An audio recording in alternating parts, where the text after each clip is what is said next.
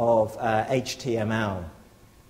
Another project that was like this, Walking Through Time, organised by the Edinburgh College of Art, was billed as a smartphone application, but essentially is built on exactly the same concept that visualising urban geography is particularly illustrated so well, having georeferenced the maps, presenting them online through a web server as a set of layers. They can be dynamically bundled together in many ways.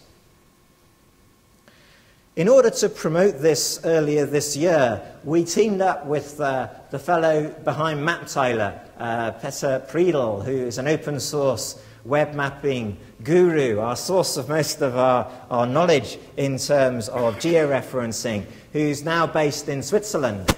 And through collaborating with him, we were able to take advantage of his expertise to develop a dynamic API. And what the API does is to allow sets of historic ordnance survey mapping for the 1930s to be dynamically delivered and easily incorporated into any other website. So the maps can be put on an iPhone, but they can be put into another website. Other markers can be put upon them. They can be used also to create derivative work such as OpenStreetMap. This is a 1/4 inch to the mile mapping, and then as you zoom in, you get the more detailed 1 inch to the mile popular edition.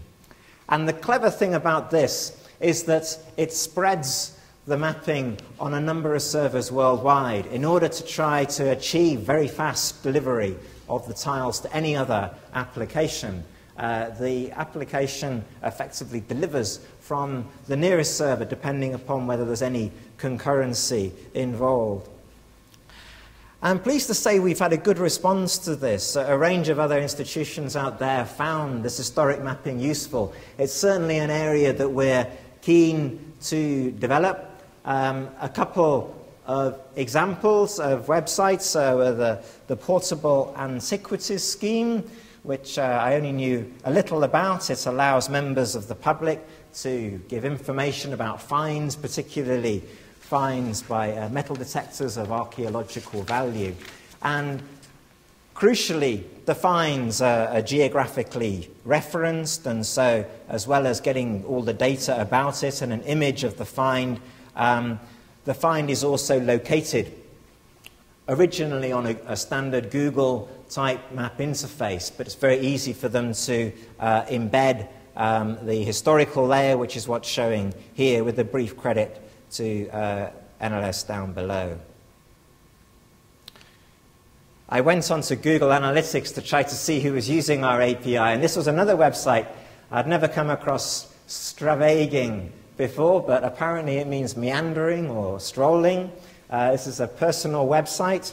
This has been put together by a freelance eyewear designer, apparently based in Edinburgh, who goes out, obviously, quite extensively at the weekend and records information about standing stones and Neolithic burial mounds and so on. They're all geo-tagged locations, are often photos. This is a rather dull one here for a castle, but the historic map layer is there coming in below. And another society who we had a field trip outing and received them recently, another society, I didn't know it existed, the Society for All British and Irish Road Enthusiasts. You name it, there's a society out there that does it. I particularly like their logo that you'll see over here of a motorway intersection. They're neither pro nor anti-roads. What they're interested in is researching roads. A lot of their field trips seem to end up in pubs around and about. They're a very convivial bunch, very hard-working and very good in terms of historical georeference mapping. And they not only have used our API, which is a very good way of looking at the early road system in Great Britain, but they're in the process of georeferencing a set of Bartholomew maps of England and Wales. And we hope again that we'll be able to put that on our website, and they'll be able to put that on theirs as well. Once our maps are georeferenced and with the metadata that we have about them already and their online availability, it's also easy to link in with other projects. And one of the projects that we are linking in with now is called Scotland's Places. This is organised by the Royal Commission on Ancient and Historic Monuments, and from slightly over a year ago it launched along with its partner, the National Archives of Scotland, and it provides a uniquely useful portal for geographically gathering together resources, both archaeological records and images, and National Archives of Scotland records, primarily maps of places, historic maps, in one go, in one search. And about 18,000 of our maps are being incorporated now. And one of the advantages of this model, which is one that we hopefully will extend, similar to the web mapping model. We don't give any images or metadata to Scotland's Places. The whole process runs in terms of a dynamic API with a query to our servers, delivering back XML results, and then the images that we see here as zoomable images are just pulled directly from the same server that delivers our own images online now. The Georeference project is a new project. Again, it's the work of Peter Priedel, and the idea of Georeference is, like Addressing History, to develop and increase on the number of georeference maps we have through crowdsourcing. Georeferencing hitherto has been a project that usually involves some expertise with software and maps that are already georeferenced to connect things to. And most people, sensibly enough, would pull their hand up and say, well, that's someone else's job, that's not mine. The idea with georeference is that it makes georeferencing easy and fun.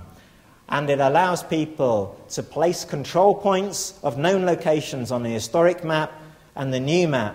And once there are more than 3 locations, the map is automatically put in the right place. If there are more than 3, considerably more than 3, then the georeferencing can get a lot better. It's very much work in progress, and I want to illustrate the basic idea, which, upon selecting sets of maps, they're brought up inside a little viewer. You can select a particular map and then choose to georeference it.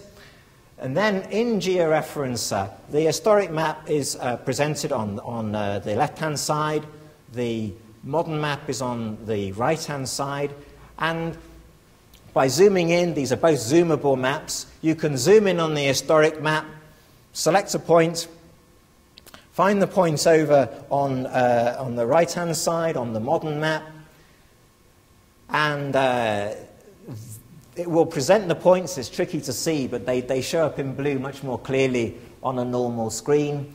You can wiggle them around and delete them and edit them, and then repeat the process a few times over. And after, this is the blue piece of it again, after a short while, you end up with 12 or so points on your map scattered around. I should say as well, in passing, the modern maps on this side can display not just Ordnance Survey open data, but a full range of other georeference map layers. And the gazetteer search makes use of EDINA's unlock gazetteer. That's a very useful service that allows you to type a place name in, and it will dynamically give you the location of that back again for locating the map. You then save and exit the result, and hey presto, the map appears on top of the Google Earth plugin, in this case the browser plugin. There is a transparency slider that's over to the top right. This is a transparency slider, so you can fade in and out of the modern satellite imagery, and you can also open it in Google Earth, from whence you can do more. In the pipeline, in the next few months, this will be considerably enhanced, and it will be possible to overlay the map on top of a range of other mapping that are also included in georeferencer. It needs a very powerful server to make it snappy, and that we're hoping to get funding for quite soon. And it will also be possible to open it inside other applications, a tool called Map Analyst, which is a good open source bit of software for looking at distortions in georeference mapping, can also ingest georeferencer maps and present a distortion grid that will allow other types of analysis on the map itself. So at this stage now, it's limited, but the potential is there. We hope to do a lot more with it. And the results of the georeferencing are automatically received by us by means of a Google spreadsheet, so that we can build up the georeferenced information for our maps, which also we hope will enable improved search methods in future. I always have a bad habit of talking too long, so I'll finish up on this slide to say we are constantly trying to grow our digital resources. We have particularly in line 2 sets of ordnance survey mapping that build on what we've got already available that are in the pipeline. The 6 inches already scanned, and we hope to have that online in the next few months. The 25-inch will be finished by January. We hope to have that online soon afterwards. And then we're moving on to a project involving Bartholomew mapping.